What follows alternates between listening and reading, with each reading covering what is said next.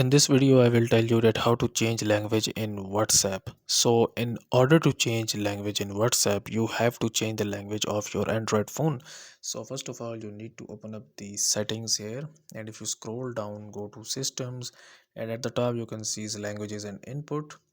Tap on languages, and here I have two languages. The first one is English, which is the official language, and the second language is of Urdu, which is my country's language.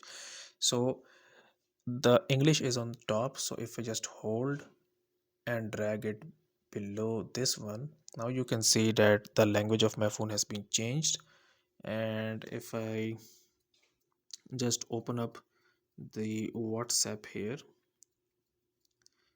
you can see that the WhatsApp language has also been changed.